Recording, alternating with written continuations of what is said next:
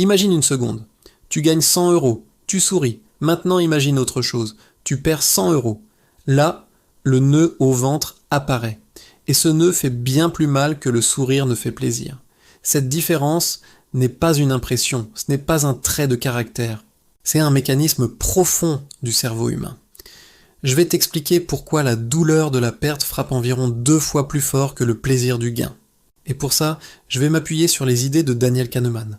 Daniel Kahneman est un psychologue qui a étudié la façon dont le cerveau prend des décisions, pas en théorie, dans la vraie vie, avec de l'argent, du risque, des choix simples du quotidien.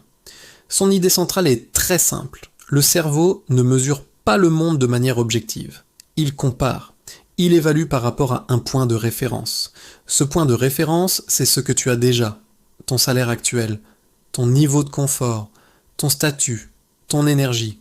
À partir de là, chaque changement est vécu comme un gain ou comme une perte. Et c'est ici que tout bascule. Dans le cerveau, un gain et une perte de même valeur ne pèsent pas le même poids. Une perte fait environ 2 fois plus mal qu'un gain équivalent ne fait plaisir. Kahneman appelle ça l'aversion à la perte. Prenons un exemple très simple. Tu marches dans la rue, tu trouves un billet de 50 euros, la sensation est agréable, mais elle reste légère, elle passe vite. Maintenant, autre scène. Tu marches dans la rue. Tu réalises que tu as perdu un billet de 50 euros. Là, le corps réagit fort. La poitrine se serre. La tête rumine. Tu repasses la scène encore et encore. Même somme, réaction totalement différente. Pourquoi ? Parce que pour le cerveau, une perte menace la survie. Ce mécanisme vient de très loin, bien avant l'argent, bien avant les banques. Perdre de la nourriture, perdre un abri, perdre un outil, perdre un allié. À une époque, ça pouvait vouloir dire mourir. Gagner quelque chose en plus, en revanche, ne garantissait rien. Le cerveau a donc appris une règle simple. Mieux vaut éviter une perte que chercher un gain.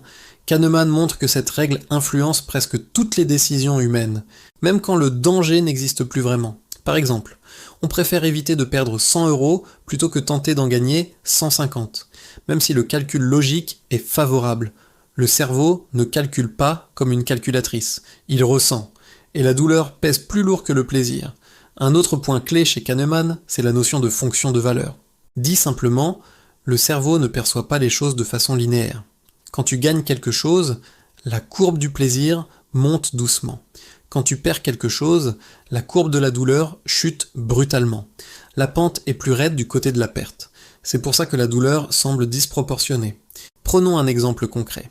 Quelqu'un te propose un jeu.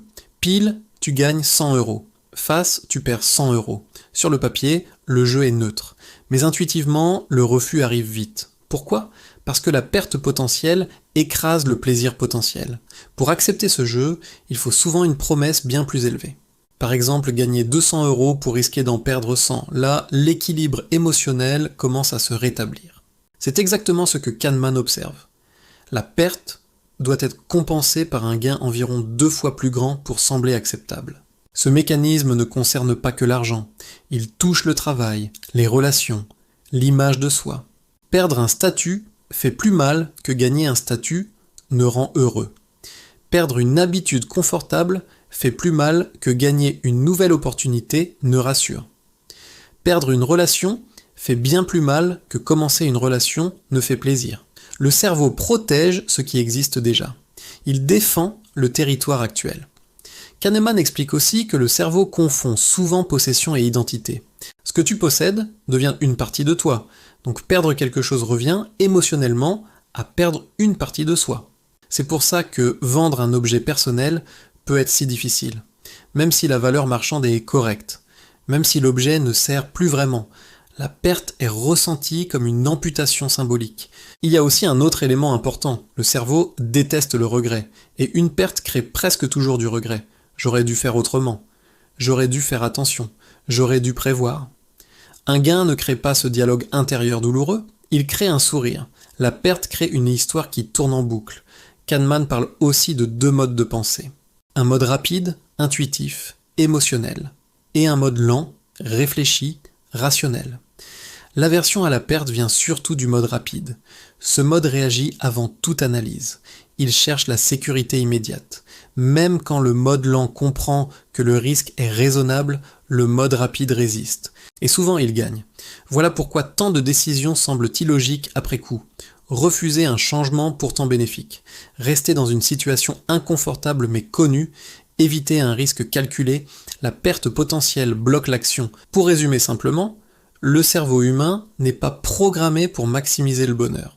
Il est programmé pour minimiser la douleur. Et dans cette logique, éviter une perte passe avant chercher un gain. Toujours.